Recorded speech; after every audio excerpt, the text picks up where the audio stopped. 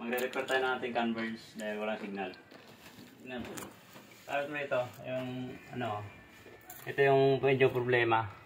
Yung umiilaw na LOS. So, check natin kung anong maging problema. Kaya tatlo lang yung ano eh. Tatlo lang yung umiilaw. Power, LOS, nagbiblink, kulay pula, at saka wifi. So, mamaya, dapat kasi nito pag merong ano, merong phone, PON, internet, yan. Merong ano yan, pag okay na. So, check natin. So, ayan guys, ituturo. So, ngayon, ang gagawin natin dito is, para ano natin yung problema nito is, ito. Main problem nito guys, itong wire na to, red blue na to. So, ngayon turo ko sa inyo. Turo ko sa inyo kung paano ma-retrieve yung signal natin. So, tatanggalin natin ating modem. Siyempre, disconnect muna natin. Yung nakasaksak, disconnect. Yan. Para wala ng power. Wala ng power. Para safety. For our safety yan. Kapit na kapit ah. Ayaw bumitaw ah. Kapit na kapit. Ayaw bumitaw. I-repair natin. So, ang gagawin natin guys. Gagawin natin ito is tanggalin natin tong cable na to. Itong kulay blue na to. Tatanggalin natin. Tapos, ito, irekta natin. Itong cable na black na to. Irekta natin yan. So, wala natin tatanggalin ito. Kulay blue. Tatanggalin natin. Doon sa ano niya, nakasaksak. And then, para malinis, tatanggalin natin to. Hawakan tayo ng daanan.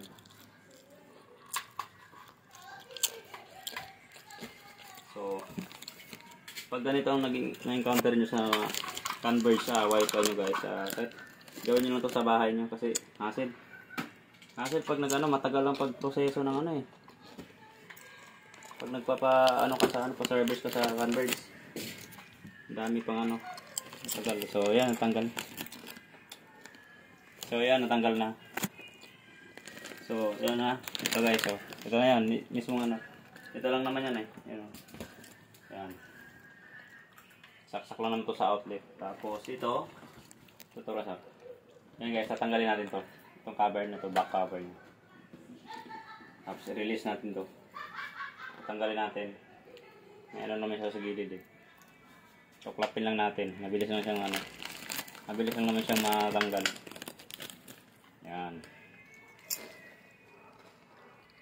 Kabilaan. Yan, natanggal na. So, yan, makikita mo na yung laong.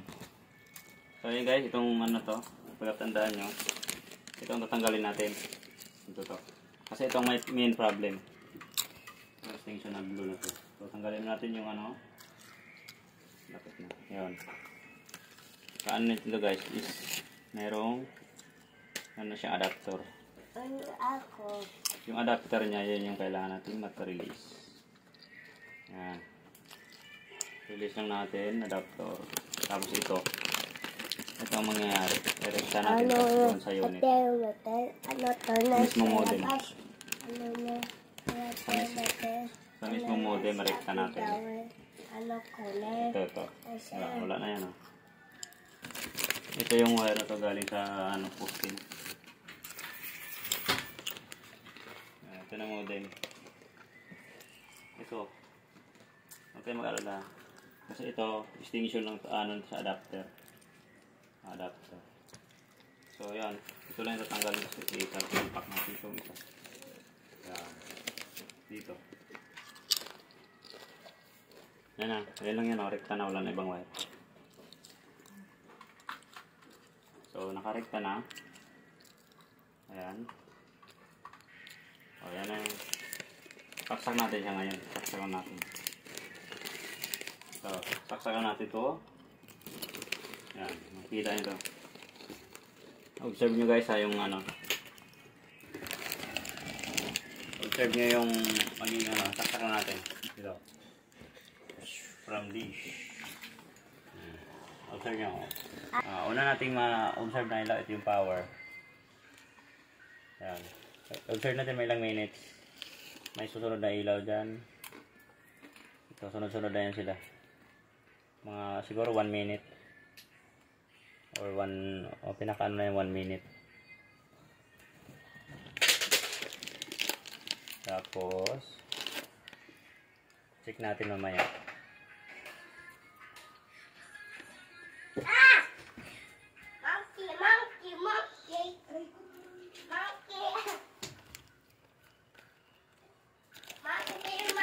So, ito, sunod, Wi-Fi. Wi-Fi yung ano. Sumunod na yung phone. PON. Wala na tong ano, hindi na nagbi-blink yung LOS. Ito yung nagiging problema kanina. Susunod yan yung internet. Pag may internet na, it means pwede na tayo mag-connect. Yun na. Umilaw na yung internet. So, it means good na siya. Good na.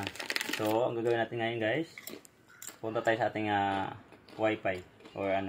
So, ano pala, may ano kasi dito, na-reset na natin tong ano na to. Napindot natin yung reset.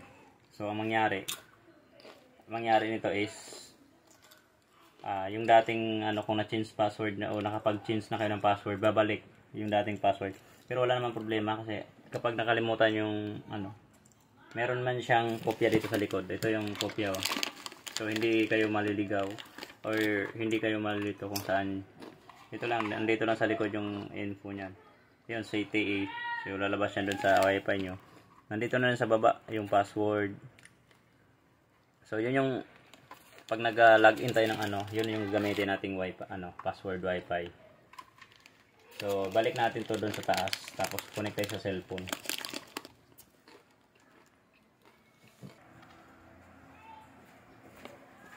So, ayan, dito tayo sa cellphone at hanapin natin yung ating Wi-Fi. Siyempre, password.